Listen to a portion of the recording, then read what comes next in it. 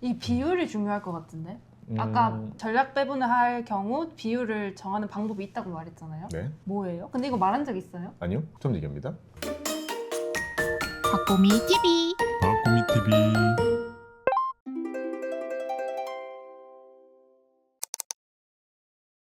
자, IRP를 운용하는 5가지의 방법. 제가 항상 정리해서 말씀드리는 부분인 건데요. 지금 일단 그 컨텐츠대로 정리를 해주셨어요. 자, 우리는 이제 이거 하나를 보고 깨파님께서 어떤 걸 하실지를 골라보겠습니다.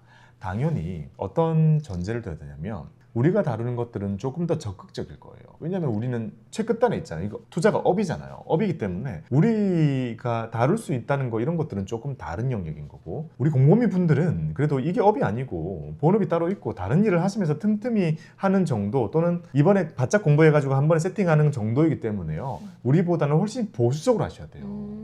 그게 당연히 맞죠. 자, 그렇다면 1, 2, 3, 4, 5 중에 우리는 3, 4, 5에 있는 것들을 많이 담아도 됩니다. 하지만 우리 곰곰이 분들은 앞에 있는 1, 2, 3 쪽에 많은 무게를 싣고요. 뒤는 작게 담아주는 게 좋겠죠. 금리형 상품, MMF와 ELB, 채권 이런 것들이 있고요.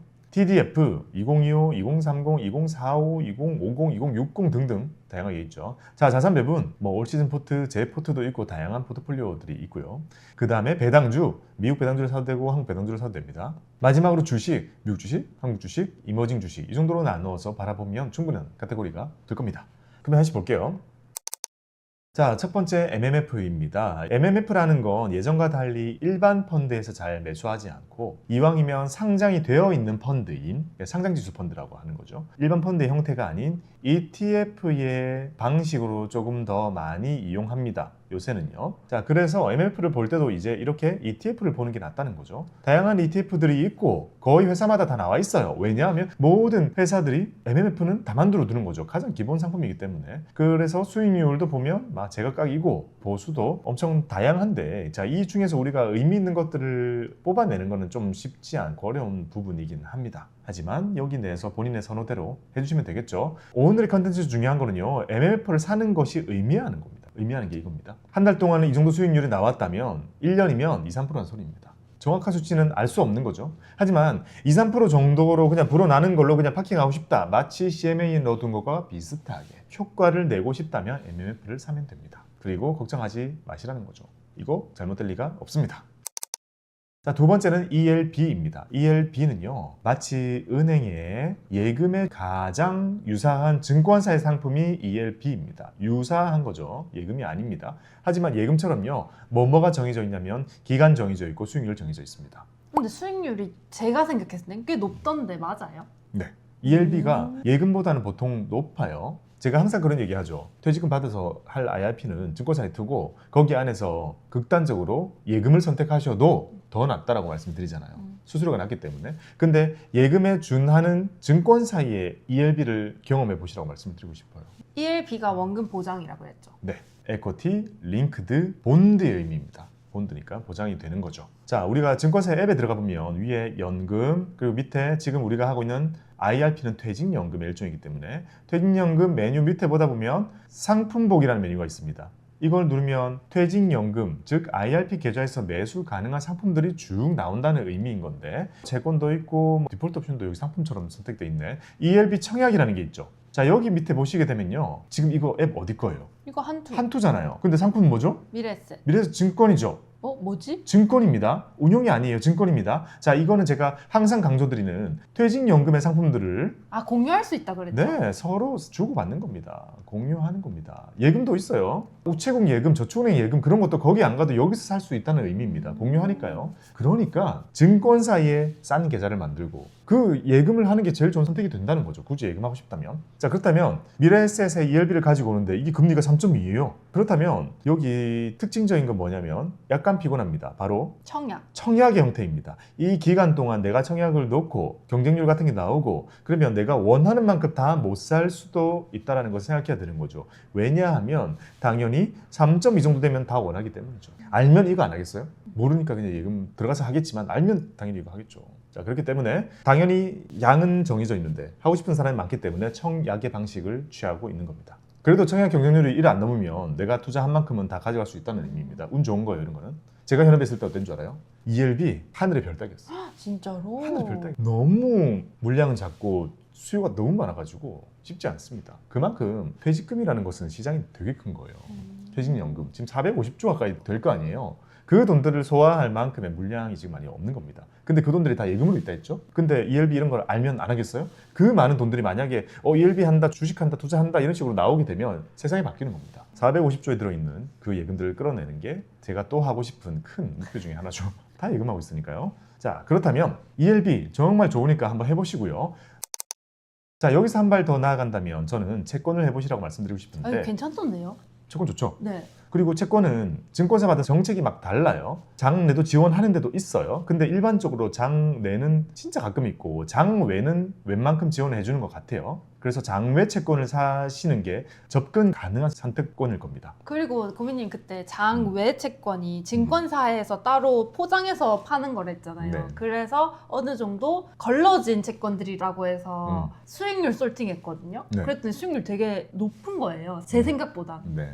그래서 괜찮던데 채권? 좋죠. 저 채권 엄청 좋아한다니까. 지금 특히 너무 좋고 보면 아까 그 메뉴죠. 선택할 수 있는 상품들 중에 장외 채권이라 딱 적혀 있어요. 여기는 장내도 해주네. 장내는 살 줄 안다면 채권을 볼 줄 안다면 더 좋은 걸 골라낼 수 있죠. 국채 살 때 장내에서 사면 되는 거 아니에요? 그렇죠. 그리고 장내는 마치 이런 느낌입니다. 깻잎 오빠가 회를 뜰 줄 아는 거예요. 그래서 깻잎이 회가 먹고 싶어 그랬어. 그래서 같이 노량진 수산시장 가는 거예요. 아니면 가락시장 가는 거예요. 비현실적이다. 거기 가서 파다파 뛰는 생선들 있을 거 아니에요. 거기 가지고 보고 얘 실하네 왜 주세요. 키로당 얼마예요? 착착 해서 가져와서 집에서 탁 해서 갑자기 줘. 싸게 먹을 수 있겠죠. 엄청 싸게. 자, 이게 장내 채권입니다. 내가 할 줄 알고 볼 줄 안다면 싸게 먹을 수 있다는 의미예요. 근데 회를 뜰 줄 아는 오빠가 없다. 회가 먹고 싶다. 어디 가야 돼요? 일식집. 그냥 일식집 가는 거예요. 일식집 가서 엄청 비싼 사람에 떠주는 그 기술을 돈 내고 이용하는 거예요.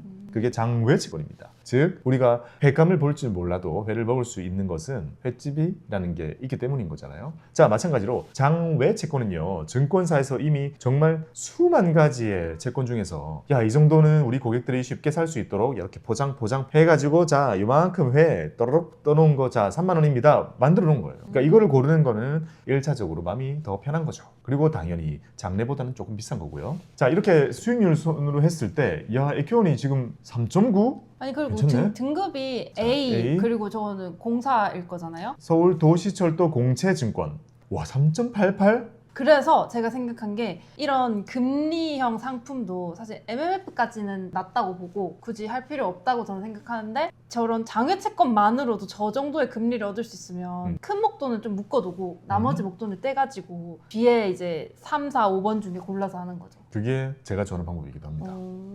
봐봐요. 모르는 것도 있고 아는 것도 있죠. 예를 들면 키움 캐피탈. 키움은 안 돼. 캐피탈은 잘 모르겠어. 거기 키움의 계열사라고 생각하면 되겠죠. 3.84 생각해 볼 수 있는 겁니다. 야, 그래도 야, 키움 계열사인데 3.8? 괜찮죠? 거기다가 이거는 뭘까요? 국고채권 01500 이거 20-7입니다. 자, 국채죠? 와, 국채 높은데? 원리금 보장 예스. 누가 보장해 주나요? 증권사 아니에요? 국가. 둘 다입니다. 이거. 자, 얼마죠? 3.81 국채가 3.81 그리고 만기 봐봐요. 2040년 9월입니다. 자, 저 때까지 가지고 있어도 제가 볼 때 득일 것 같은데. 근데 채권 괜찮네. 맞죠? 봐봐요. 1.5%짜리 채권이잖아요. 그러면 3.8만큼 없고 그 나머지 차이 나는 부분은 비과세입니다. 너무 좋죠. 이제 이런 거를 두고 3.8을 두고 2%짜리 얘기하면 안 돼요. 일단 딱 봤을 때 많은 사람들에게 벽으로 작용하는 건 뭐겠어요. 자, 일단 MMF 제낍시다. MMF 제가 볼 때 한 2.7 나오겠죠? 자, 제껴요. ELB 3.2 그냥 하면 돼. 경쟁률 때문에 아쉬울 수 있죠? 그 다음 넘어왔어. 채권에 대한 이해까지 우리 채권 리스트 영상 엄청 많잖아요. 그걸 다 봤어. 그럼 이거 볼 수 있게 되거든요. 그 정도 상태에서 3.8을 얻는 거 너무 좋죠. 오케이, 일부 장바구니에 담았습니다. 이거 하나씩 담으면 되겠다. 쭉 보면 선호는 생기죠. 선호 네, 네. 생깁니다. 자, 당연히 이 정도까지 왔는데 제가 벽으로 작용한다 했던 거는요. 이런 겁니다. 에큐온 캐피탈. 아, 나 불안해. 이런 사람들인 겁니다. 나 채권도 잘 모르겠고 장외라는 말도 좀 이상해. 에큐온 나 들어본 적도 없어. 캐피탈 그거 이상한 거 아니에요? 3.9나 주면 뭔가 문제 있는 거 아니에요? 두려움을 느낀다면 그 벽이 해소 안 된 거예요. 그럼 뭐 해야 되냐면 이전 단계. MMF 해라고 해요. 맞죠? 우리 주변에 그렇게 해야 되더라도 우리처럼 이제 점점 더 공부를 하고 우리 구독자분들은 점점 눈을 높이게 할 수 있다는 겁니다. 그 다음으로 이제 우리가 할 수 있는 것은 참 우리 채널에서 많이 다룬 컨텐츠 TDF입니다. 자, TDF는요 대부분의 운영자들이 찍어서 판매를 하고 있고 검색을 해보면 다양한 연도의 상품들이 있는데요. 자, 이거는 수익률 순이네요. 자, 3개월 수익률을 솔팅을 했을 때 대체로 저렇게 3개월 수익률이 9%, 그러니까 높은 오, 순서대로 좋네요. 보여준 거니까. 한화 잘하는군요. 한화 자산용의 라이프 플러스 TDF 2050이 2050이라는 것은 숫자가 크니까 당연히 주식이 좀 많겠죠? 이것의 3개월 수익률이 9.48입니다. 저는 TDF를 안 사봤거든요. 그래서 잘 몰라가지고 일단 고민님이 말한 게 내가 이 돈을 언제 쓸 것인가를 생각해서 그 연도 숫자를 적으면 된다고 해서 5년 뒤가 2030이잖아요. 네. 그래서 검색을 해봤거든요. 2030. 그랬더니 이렇게 좀 많이 나오긴 했어요. 그러면 이 중에서는 어떻게 골라야 돼요? 자, 보면 2030을 눌러도요. 한화 거, KB 거, 네. 교보 거, NH 거, KB 거, 미래세, 키움, 신한 다 있죠? 이거 그거랑 비슷해요. 목말라 물 사러 갔어요. 삼다수, 백산수, 아이시스, 그다음에 뭐 PB 브랜드 등등등 있을 거 아니에요. 주로 뭘 보고 사요? 싼 깨님은 거. 싼 거? 그럼 보수 보고 고르면 됩니다. 아, 됐나요? 네, 됐어요. 자, 어떤 사람들은 야, 물은 그냥 제일 미한 거야. 삼다수지. 그럼 뭐예요? 그러면 당연히 삼성, 미래. 삼성이나 미래 가면 되는 거예요. 한화만 가도 한화 너무 작은 거 아니야? 이런 생각이 든다면 큰 거 하면 되는 겁니다. 간단하죠? 그 다음에는 나 최근에 성분을 살펴봤어. 성분에 얘가 미네랄 제일 좋아. 미네랄 제일 많이 든 것 같아. 나는 이물을 선택하겠어. 그 사람 뭐 사면 돼요? 수익률 순. 수익률 제로평 사면 돼요. 오, 명쾌하네. 좀 답이 없을 거라고 생각했는데. 그만큼 저 중에서 고민하는 것보다 더 중요한 것은 내가 2030을 사야 되는 사람인지에 대한 고민이 훨씬 중요하다는 거예요. 그리고 그것보다 더 중요한 것은 내가 가지고 있는 1억 2,700이라는 돈 중에 얼만큼을 TDF로 할애할지에 대한 고민이 사실 더 중요한 것이기도 하고요. 이거는 조금 더 뒤에 걸 보고 결정할게요. 아직 장바구니에 담을 정도는 아닌 것 같아요. 1번이 금리형 상품들, 2번이 TDF였습니다. 이제 점점 주식이 가미가 되고 있습니다. 자, TDF는 초분산입니다. 전 세계에는 주식이 다 들어있어가지고 엄청 과분산이 돼 있어서 무난한 움직임을 보여주는데 자산 배분 포트를 내가 ETF를 골라서 직접 짠다는 것은 어려운 만큼 조금 더 기대 수익률이 높죠. 과분산까지는 아니니까. 그래서 손이 많이 가게 되지만 그만큼 얻을 수 있는 수익률도 조금 더 직관적이다. 내가 만든 수익률을 같다라는 느낌을 줄 수 있는 게 바로 자산 배분 파트고요. 이쪽이 제가 많이 집중하고 있는 영역이기도 하고 그리고 제가 책을 쓸 때 여기를 기준으로 좀 주로 쓰고 있는 거죠. 왜냐면 앞에 있는 TDF를 고르는 것만 가지고 책을 쓸 수는 없어요. 그거는 유튜브로 충분한 거지만 내 손으로 ETF를 골라서 포트를 짠다는 것은 너무 앞뒤로 내용이 많아요. 그래서 책까지 나오게 되는 거죠. 자, 레이 달리오 선생님의 포트, 올 웨더 포트의 간소화 버전인 올 시즌 포트폴리오 이런 걸 참고해도 좋을 거고요. 워낙 좋은 레코드를 가지고 있으니까요. 여기서 고민이 네. 제가 연금에서 자산 배분으로 노선을 틀었잖아요. 근데 그 자산이 똑같잖아요. 그거대로 비율만 바꿔서 해도 되는지. 비율만 바꿔도 돼요. 자산 배분에서는요. 비율로 모든 걸 조정합니다.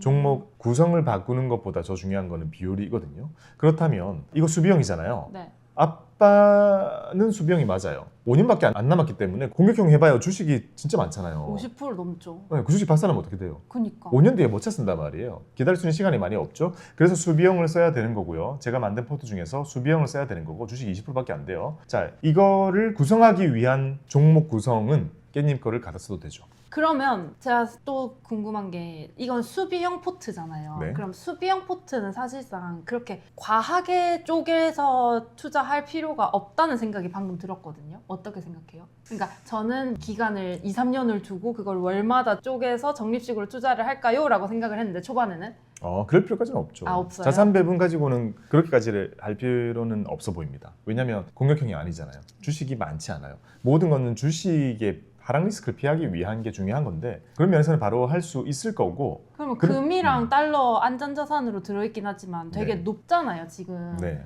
그 부분은 어떻게 해요? 어쩔 수 없어요. 아 그래요? 네, 어쩔 수 없어요. 그래서 손이 좀 안 나가는 것이기도 할 겁니다. 그러니까. 하지만 자산 배분은 원래 그래요. 그러면 그렇게 해도 돼요? 금이나 달러는 사실 손이 안 가거든요. 그래서 그거 대신 안 돼요. 안 돼요? 그건 안 됩니다. 오케이. 자산 배분이 아닌 걸로 바뀝니다. 그리고 여기 하나하나 들어가 있는 것들도 많이 분산 더 많이 해야 돼요. 왜냐하면 돈이 크기 때문에 해야 됩니다. 그러면은 저는 박고미 포트를 해봤잖아요. 하고 있기도 하고. 그래서 일단 자산 배분 저거를 또 장바구니에 담아 놓을게요.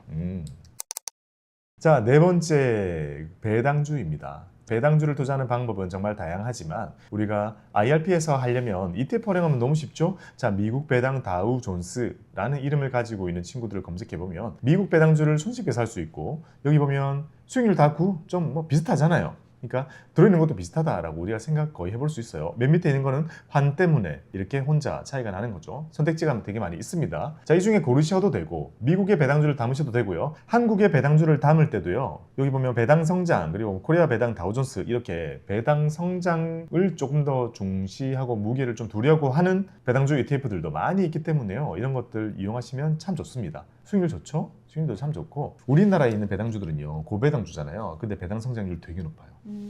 되게 높습니다. 미국의 기업들을 고를 때는 확실히 배당 성장주를 타겟팅 하잖아요 보통. 왜냐면 고배당주 골라도 별로 안 높아요.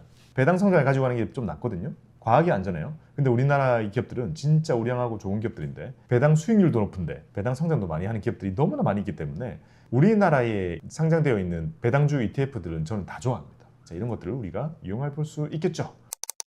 다섯 번째는 드디어 주식입니다. 주식의 스타트는 당연히 S&P 500을 말씀드려야 될 것 같고요. 지금 2026년 1월입니다. 이제 거의 7천을 앞두고 있단 말이에요. 7천을 앞두고 있는 상태.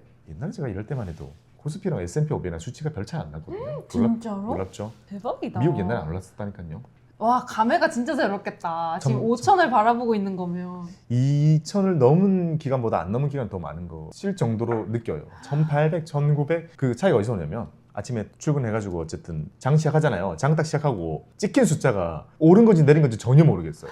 맨날 거기서 그냥 이렇게 요동치니까 그 다음에 시장 진짜 꺾이면 1900, 1800까지 간 적이 있고 그 다음에 우와 오른다 2100, 2200 거기서만 그냥 한 10년 동안 왔다 갔다 하니까 올랐는지 내렸는지 알 수가 없는 거죠. 근데 지금 어때요? 딱 열어보면 쑥쑥 오르죠. 와 1년보다 늘었네, 작년보다 더 늘었네, 재작년보다 더 늘었네, 10년 전보다는 그냥 따블이 났네 막 이런 느낌이 드는 겁니다. 지수가 따블이 나다니. 그래서 그런 생각을 해보는 거죠. 옛날에 복리 못 믿는다 했잖아요. 겪어보지 않았기 때문인데 겪어본 나는 미래에 있기 때문에 믿고 가야 되는 부분이 생기는 거죠. 마찬가지 일을 저는 한 10여 년 전에 주식해야 됩니다라는 얘기를 비슷한 느낌을 한 거예요. 난 코스피가 진짜 오를 거다라고 완전한 확신은 없는 거죠. 하지만 배운 거죠. 한국은 저평가되어 있고 좋은 기업이 많고 언젠가 오를 겁니다. 삼전을 모으세요 등등 해서 많은 내용들이 있었단 말이에요. 그 선배님들이 만들어 놓은 그런 세일즈 포인트들이겠죠. 그런 것들을 얘기를 많이 하면서도 마음속이 비슷한 거예요. 맞나? 본 적 없는데?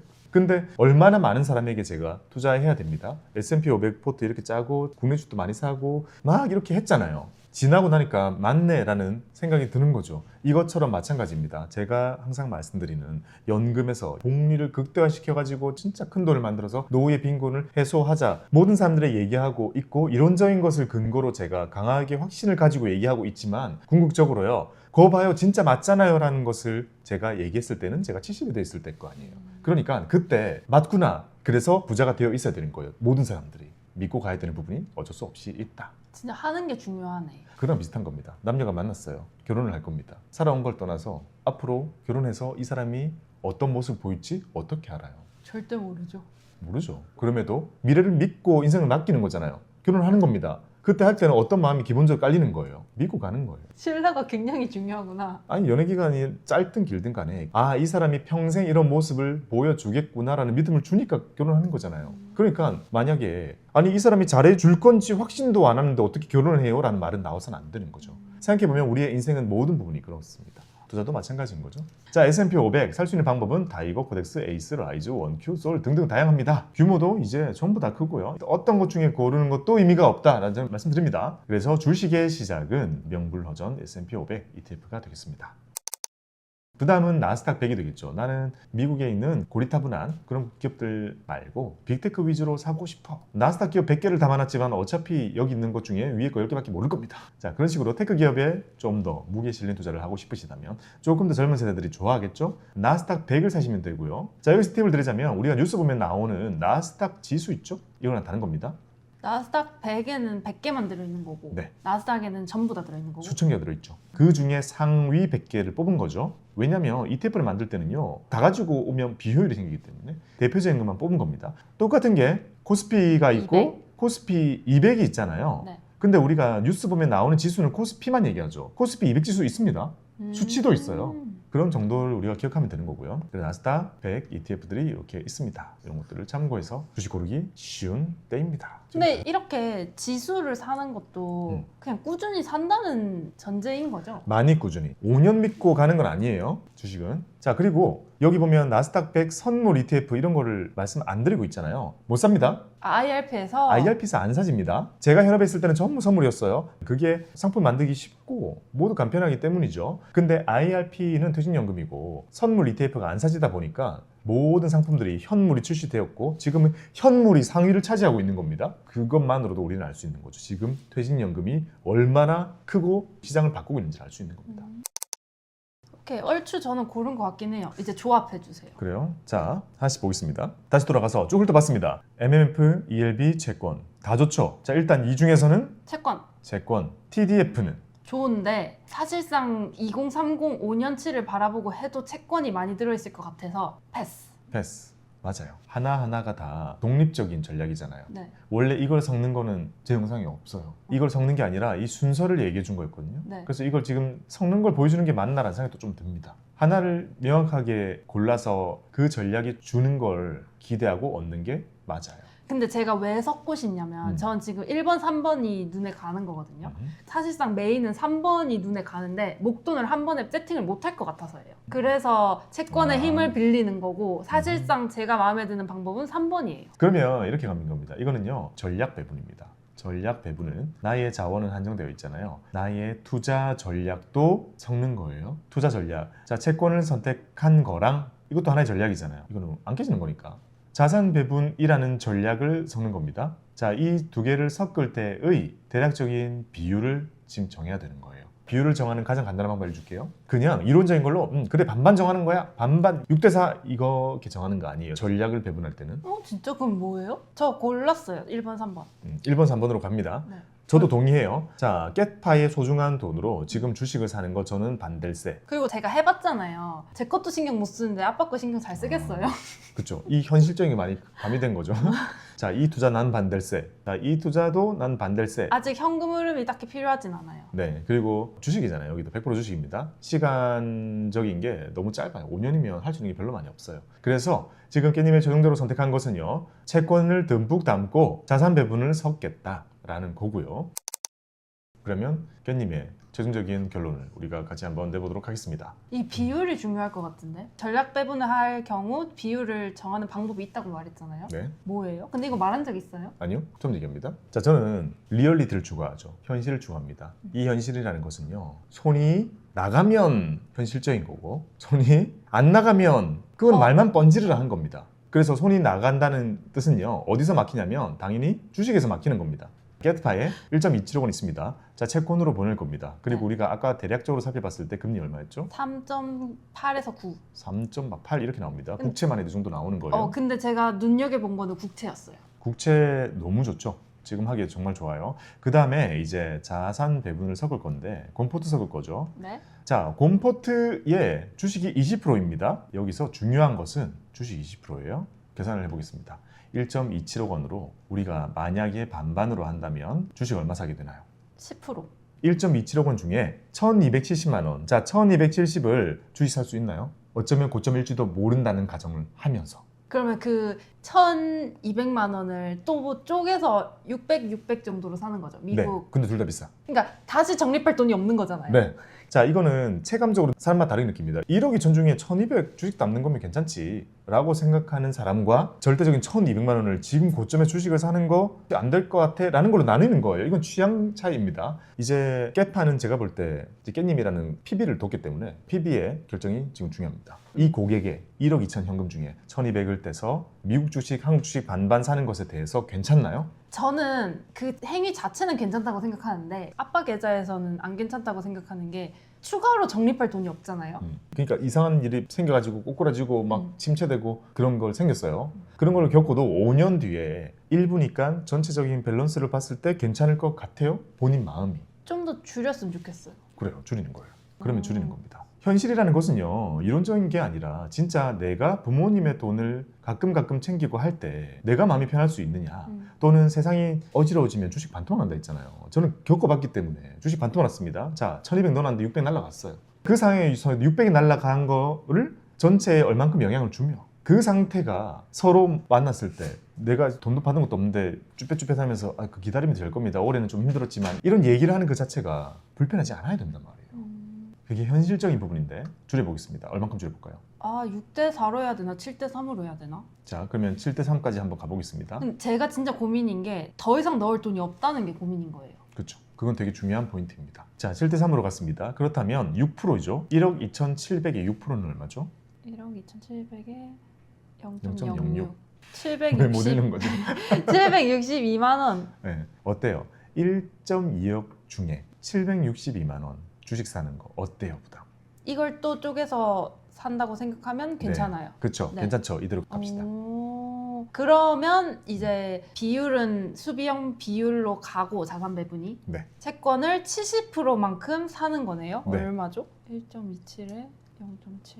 8,800만큼. 자, 느낌 확 다르죠? 8,800이나 채권을 산다. 완전 괜찮죠. 괜찮죠? 자, 그렇게 하는 겁니다. 그러다가 갑자기 또 생각든 게 기존의 비율들보다 틀어져 버리면 리밸런싱이 필요한 거잖아요. 그러면 그때 만약에 장이 좀 빠져가지고 내가 리밸런싱을 할 시기다 하면은 채권을 팔아서 자산 배분에 조금 더 이렇게 투여하는 거예요? 그러니까 놔두는 거예요? 이 두 개의 구분을 명확하게 짓느냐 아니냐를 묻는 거잖아요.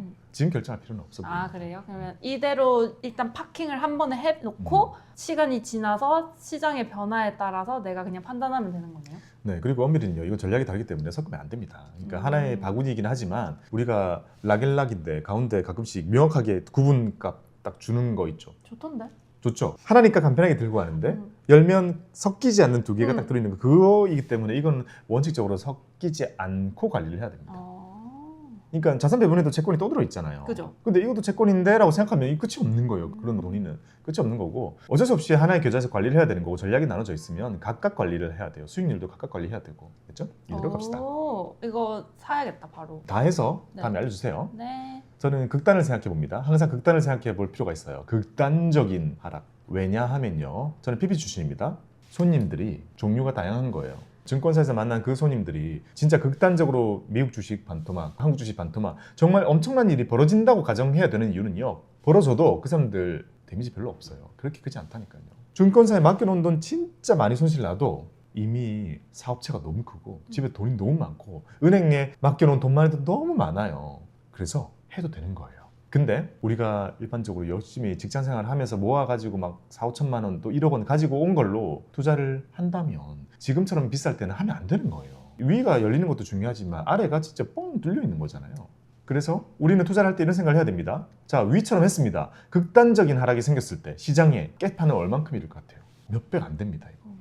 진짜 뭔가 다 뒤집어져도 저는 그 정도밖에 안 생길 거니까 심지어 가족에게도 할 수 있는 포트다라고 말씀드리는 거죠. 그러고 나서 이제 만약에 5년 뒤에 연금을 수령하게 되면 그때는 월배당 포트로 싹 바꾸면 되는 건가요? 네, 월배당 포트로 바꾸고 포트를 고를 때는 4%, 6%, 8% 항상 보기를 두고 고르라고 했죠. 자, 6%를 무난하게 골랐습니다. 그러면 그때까지 만들어진 돈의 6%를 계산해서 매달 배당이 얼만큼 나오겠구나라는 것을 미리 산정한 후에 그만큼 연금 수령 신청을 하시면 돼요. 그러면 5년 뒤에 영상을 찍고 있을지 모르겠긴 한데 이거 한번 해볼까요? 네, 이거 그대로 하고 겟파이의 5년 뒤 월배당 포트 세팅하는 것까지. 네, 월배당으로 은퇴와 동시에 바꾸는 것까지 제가 생각해 보는 거는 5년 내리 시장이 오를 리는 없잖아요. 그런 거는 저도 아직 본 적이 없어요. 그러니 우리가 지금 이렇게까지 보수적으로 한 것이 그때 잘한 선택이었다는 것을 우리가 얘기할 수 있기를 기대하는 겁니다. 근데 진짜 보수적이긴 하다. 채권 보수적이죠. 자산 배분 포트도 수비형이죠. 지금은 그렇게 해야 될 때라고 생각합니다.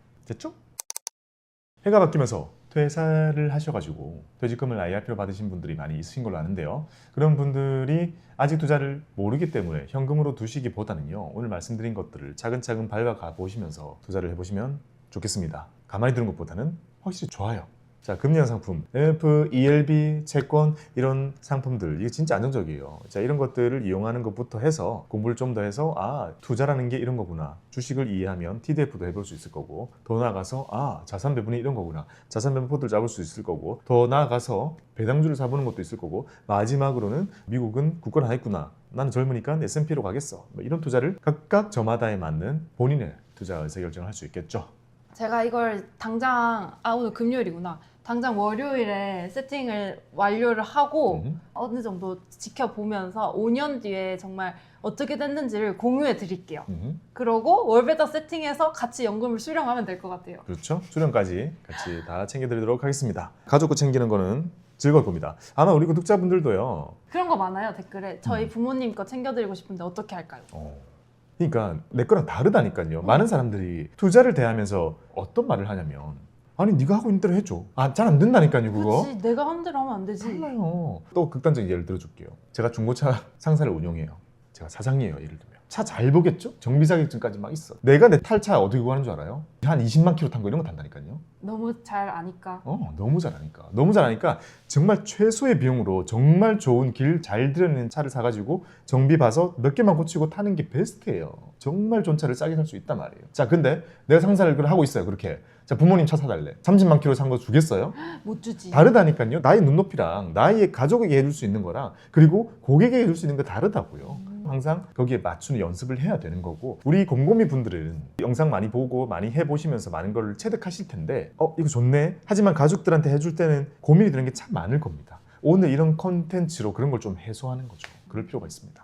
저는 되게 도움이 됐는데 궁금이 분들도 도움이 됐기를 바라며 도움이 됐습니다. 확실히 됐을 겁니다. 자, 여러분들의 퇴직금, 퇴직 IRP까지 섭렵하시는 여러분들의 성투를 기원합니다. 감사합니다. 박보미 TV 박고미 TV